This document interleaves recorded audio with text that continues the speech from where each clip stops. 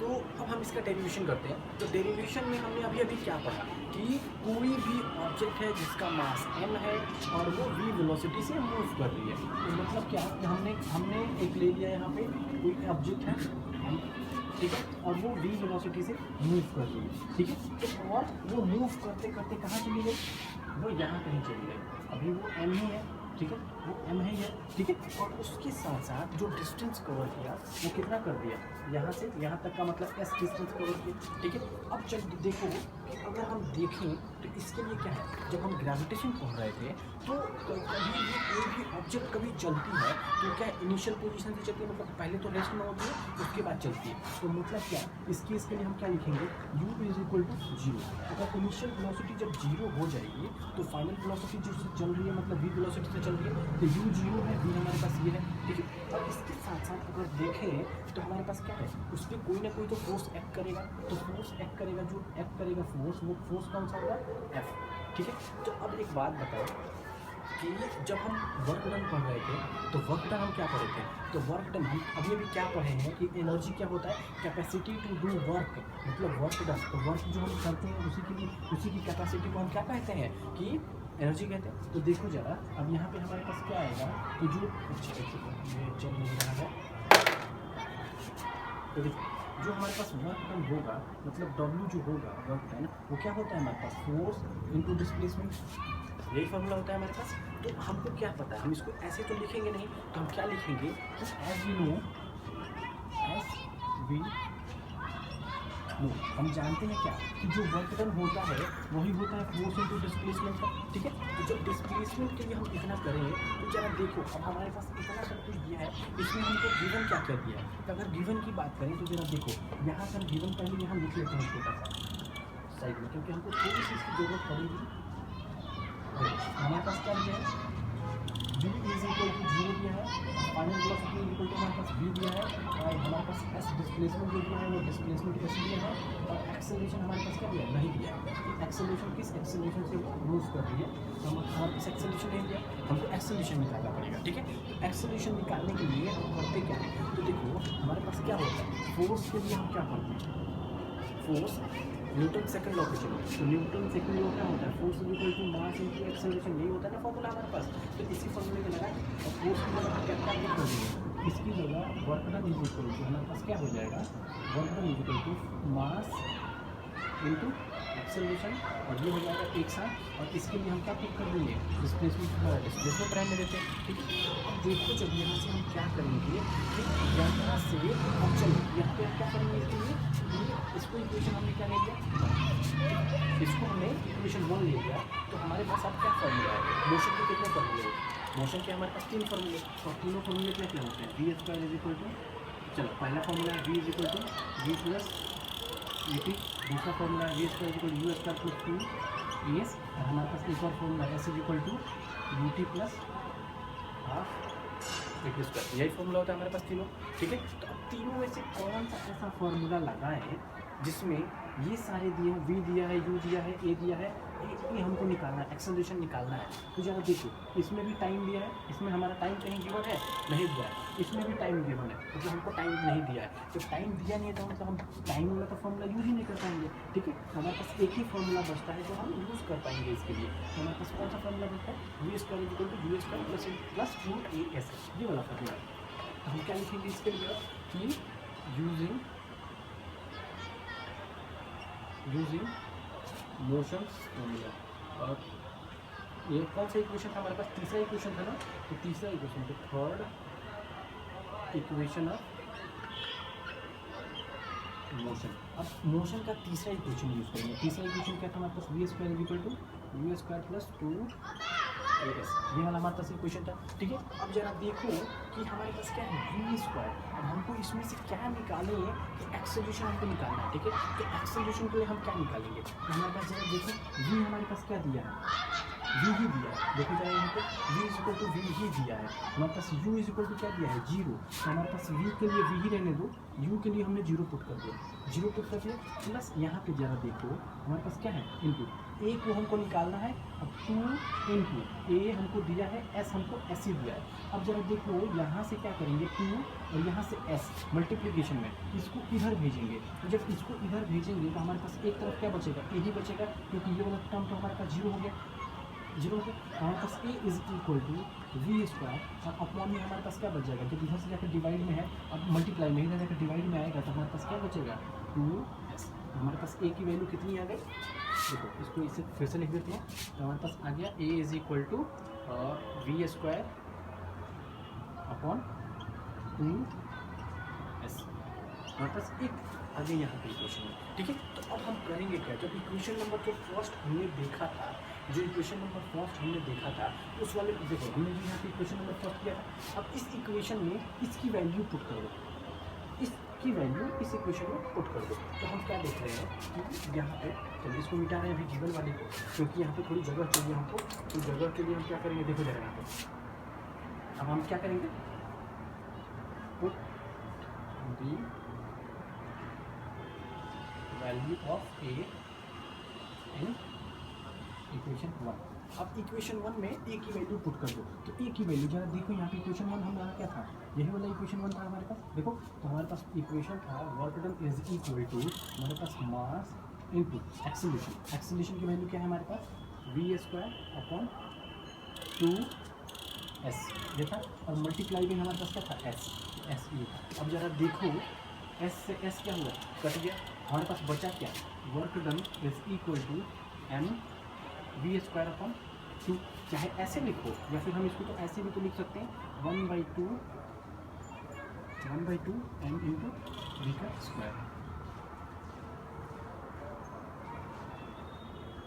m/2 we square. हमारे पास formula आ गया, जरा देखो अब क्या कह रहा है इसमें इतना निकालना बड़ी बात नहीं होती, इतना निकाल लेना बहुत बड़ा बात नहीं होता है, इसको हमको वैल्यू पुट करना है, हमको बता देना है, लेकिन इसका कंक्लूजन निकालना सबसे बड़ी बात होती है, ठीक है। तो इसमें देखो अब हमको करना क्या है कि जो इसी को तो हम कहते हैं क्या, work done capacity to do work, मतलब जो वर्क है इसकी कैपेसिटी हमको इतनी लगेगी, तो मतलब इसी को तो हम कहते हैं kinetic energy is equal to 1/2 m into v का स्क्वायर, यही तो होगा, ठीक है।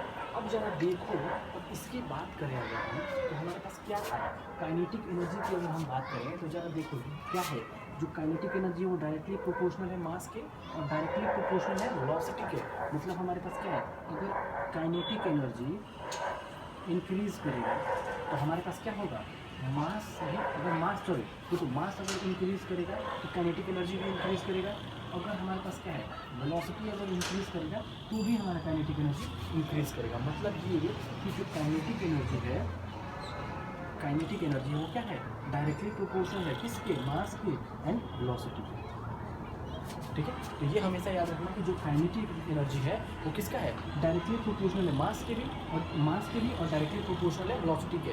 मतलब ये कि वेलोसिटी अगर बढ़ा तो भी काइनेटिक एनर्जी बढ़ेगा, अगर मास बढ़ा तो भी काइनेटिक एनर्जी बढ़ जाएगा, ठीक है। तो इसकी वैल्यू डिपेंड होती है, डायरेक्टली डिपेंड है किस पे, मास पे भी और एक्सेलरेशन पे भी, ठीक है। तो चलो ये हो गया, अब हम चलते हैं इसके सेकंड पार्ट पे, जो कि जो क्या है हमारे पास पोटेंशियल एनर्जी, ठीक है। चलो देखो तो अब है हमारे पास पोटेंशियल एनर्जी की बात करते हैं, ठीक है। तो हम पोटेंशियल एनर्जी की जब बात करेंगे तो अभी हमने समझाया था क्या कि जो काइनेटिक एनर्जी होता है वो क्या करता है, अलॉन्ग द ग्राउंड चलता है, मतलब ग्राउंड के पैरेलल होगा, मतलब जब भी कोई व्हीकल्स या फिर कोई भी ऑब्जेक्ट ग्राउंड के सरफेस पे मूव करेगा, मतलब ड्राइव करेगा, ठीक है।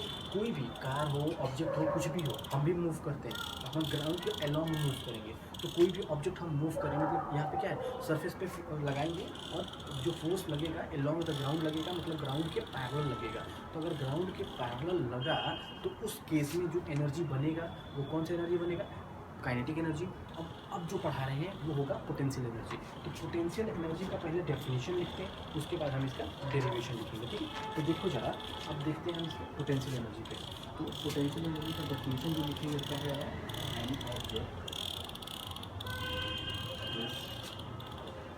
Of mass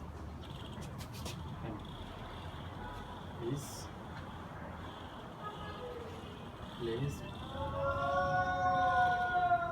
at height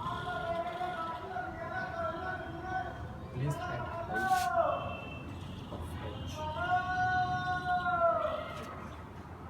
above the ground.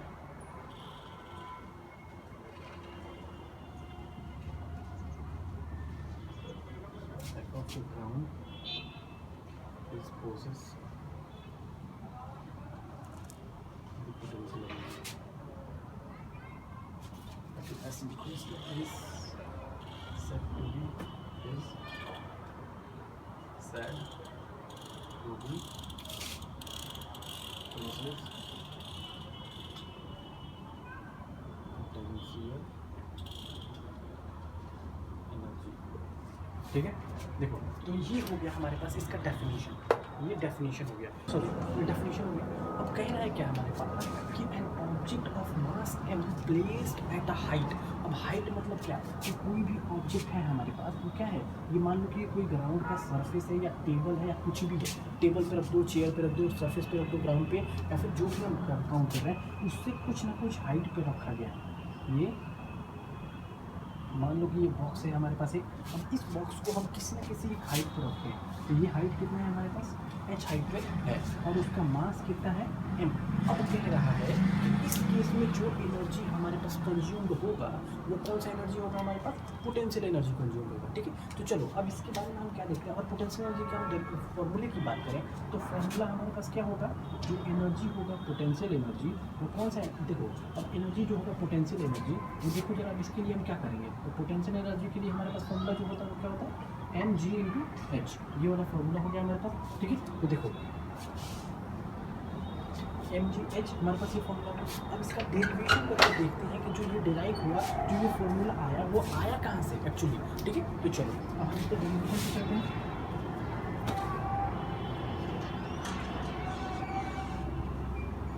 Derivation पे चलते हैं, तो डेरिवेशन तो क्या है एक्चुअली कि देखो जो यहाँ पे क्या है, हमने कोई भी ऑब्जेक्ट को इस सरफेस पे प्रेजेंट कर दिया, मतलब इस हाइट पे हमने क्या किया, हम यहाँ पे लाके प्रेजेंट कर दिया, मतलब यहाँ पे सस्टेन कर दिया। तो सस्टेन करेंगे तो जो फोर्स लगेगा वो कौन सा फोर्स लगेगा, ग्रेविटेशनल फोर्स लगेगा, नीचे की तरफ लगेगा, मतलब ये जो फोर्स लगेगा वो Fg होगा, ग्रेविटेशनल फोर्स लगेगा।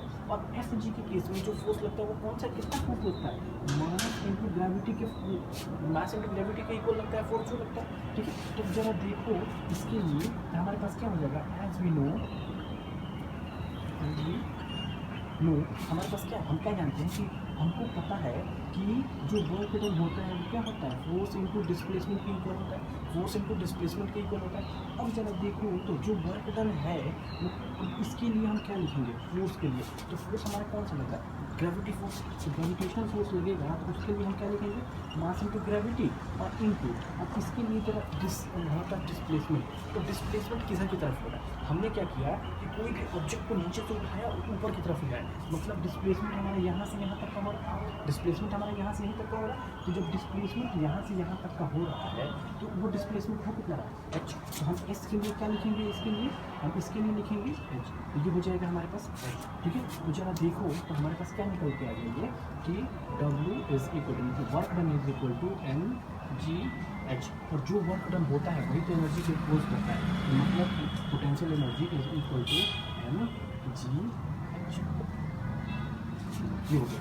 अब जरा देखो ध्यान से, अब हम क्या बताने वाले कि जो पोटेंशियल एनर्जी होगा, जो पोटेंशियल एनर्जी मतलब मान लो कि अगर हम पोटेंशियल एनर्जी की बात करें तो यहाँ लिख देते हैं, तो पोटेंशियल एनर्जी होगा तो क्या है, डायरेक्टली प्रोपोर्शनल है किसके, मास के, और पोटेंशियल एनर्जी डायरेक्टली प्रोपोर्शनल है किसके, हाइट के। तो मतलब हाइट बढ़ेगा तभी पोटेंशियल एनर्जी बढ़ेगा, मास बढ़ेगा तभी पोटेंशियल एनर्जी बढ़ेगा। ठीक है, तो देखो इस केस में हमारे पास क्या आ गया, इतना आ गया। अब चलो देखो जरा कि अगर हम बात करें दोनों को एक साथ कंपेयर करके, दोनों को एक साथ अगर हम कंपेयर करें तो हमारे पास क्या हो जाएगा, ये लिख लेना एक बार पूरा अच्छे से, उसके बाद हम इस पर आगे डिस्कस भी करेंगे। देखो तो हमारे पास क्या था, ऑब्जेक्ट क्या था, एक हाइट पे था और दूसरे वाले में क्या था, ऑब्जेक्ट मूव करके एक डिस्टेंस तक मूव करके चला गया था, ये था। अब क्या इसमें क्या है, अलोंग द ग्राउंड मूव कर रहा है और ये perpendicular to the ground move कर रहा है। ठीक है, तो इसमें क्या है कि ये दोनों जो फोर्स लगेगा वो क्या होगा, ग्राउंड के पैरेलल होगा, ग्राउंड के पैरेलल होगा, लेकिन इसमें जो फोर्स लग रहा है वो ग्राउंड की क्या है, परपेंडिकुलर, ठीक है। तो हमारे पास जो ग्राउंड की परपेंडिकुलर फोर्स लग रहा है, तो अगर कोई परपेंडिकुलर फोर्स लगेगा, मान लो कि अगर कोई भी ऑब्जेक्ट हम उठा के सरफेस से ऊपर उठा रहे हैं, मतलब कोई भी ऑब्जेक्ट हम सरफेस से ऊपर उठा रहे हैं, तो पोटेंशियल एनर्जी निकलेगा।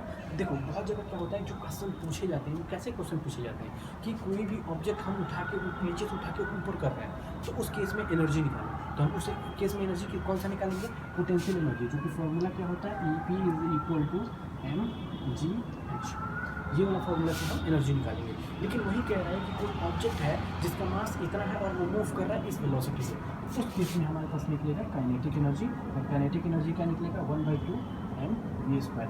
बच्चे क्या करते हैं, यही गलती करते हैं कि जब निकालना होता है कभी पोटेंशियल एनर्जी तो निकाल देते हैं काइनेटिक एनर्जी, और जब काइनेटिक एनर्जी निकालना होता है तो निकाल देते हैं पोटेंशियल एनर्जी, और इसी वजह से उनका आंसर गलत होता है और उनका नंबर कम आता है, ठीक है। तो बच्चे हमेशा ध्यान रखना, करना क्या है आपको कि ऑब्जेक्ट कोई अगर परपेंडिकुलर टू द ग्राउंड, मतलब ग्राउंड से ऊपर उठा रहे हैं तो पोटेंशियल एनर्जी निकालेंगे, और ग्राउंड से अगर हम धक्का दे रहे हैं किसी वेलोसिटी से वो मूव करा रहे हैं, तो उस केस में हम क्या निकालेंगे, काइनेटिक एनर्जी निकालेंगे, ठीक है। तो चलो ये हो गया।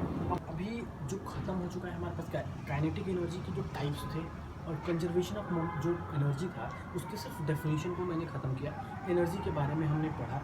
अब हम कल पढ़ेंगे नेक्स्ट जो हमारे पास क्लास होगा, उस क्लास में हम क्या पढ़ेंगे, पोटेंशियल एनर्जी, सॉरी जो law of conservation of energy का जो डेरिवेशन है उसको करेंगे, और उसके साथ साथ हम क्या करेंगे कि जो पावर है, पावर को पढ़ेंगे। तो पावर का ज़्यादा कुछ नहीं है, अगर मैं अभी अगर ख़त्म होना होता तो अभी ख़त्म हो जाता, लेकिन थोड़ा सा पावर भी है, तो पावर एक दिन में ख़त्म नहीं होगा, वीडियो काफ़ी लंबा हो जाएगा, ठीक है। तो इसीलिए पावर मैं कल के लिए पोस्टपोन कर रहा हूँ। तो पावर के साथ साथ कंजर्वेशन ऑफ एनर्जी करेंगे, और उसी के साथ साथ हम तीनों का एक बार कंबाइन स्टडी करेंगे। Combine study in the sense कि क्या करेंगे हम, क्या कि सिर्फ इतने बोर्ड पे सिर्फ एक बार लिखेंगे बिना मिटाए, एक बार में हम पूरा का पूरा स्टडी कर लेंगे। और वो कैसे करेंगे, एक बिल्कुल क्विक रिवीजन टाइप का। तो उससे क्या होगा, हमारे पास जो माइंड पे बैकअप करना होगा इजीली समझ में आ जाएगा, जो बच्चों को नहीं समझ में आएगा वो भी समझ में आ जाएगा, और जो हम कंसेप्ट बताएंगे वो ईजिली कंसेप्ट बताएंगे। अब ये लेंदी कॉन्सेप्ट नहीं होगा, ईजी कॉन्सेप्ट होगा, और ईजी कॉन्सेप्ट को हमको लेकर चलना है, ठीक है। और उसी के बाद फिर हम न्यूमेरिकल शुरू करेंगे। न्यूमेरिकल खत्म होने के जस्ट बाद हम नेक्स्ट चैप्टर शुरू करेंगे, और उसी चैप्टर के खत्म होने के बाद सिर्फ हम तुरंत केमिस्ट्री शुरू कर देंगे। और केमिस्ट्री में क्या है कि पूरे सब्जेक्ट पूरे सिलेबस नहीं आ रहा है, कुछ सिलेबस आ रहा है, तो जो मेन हमारे पास टॉपिक है सिर्फ पहले वो पढ़ेंगे, क्योंकि हमारे पास अभी उतना टाइम नहीं है कि जितना हमारे पास पहले होना चाहिए था। क्यों, क्योंकि हमारे पास जो यूट्यूब पे जो चैनल था वो काफ़ी लेट स्टार्ट हुआ, जो अभी मैं पढ़ाना जो शुरू किया हूँ वो काफ़ी लेट स्टार्ट किया हूँ, तो इसी वजह से थोड़ा टाइम ज़्यादा हो गया है। तो उससे क्या टेंशन लेने की बात नहीं है, एग्ज़ाम से पहले सभी खत्म हो जाएगा। उसके बाद तुरंत हम शुरू करेंगे क्या, जैसे हम ये ख़त्म होगा हम एक टेस्ट सीरीज शुरू करेंगे डेली संडे को, या फिर हर एक संडे को, या फिर जब भी सैटरडे संडे को हम एक करेंगे कि एक टेस्ट सीरीज़ रखेंगे, क्विक रिवीजन का सीरीज़ रखेंगे। उसके बाद हमारा सिलेबस कंप्लीट हो जाएगा, टोटली कंप्लीट, फिर हम एग्जाम हॉल में जाने के लिए बिल्कुल तैयार हो जाएंगे, ठीक है। तो इसका टेंशन लेने की बात नहीं है, वो सब मेरे को छोड़ दो, ठीक है। तब तक के लिए बाय, ऑल द बेस्ट।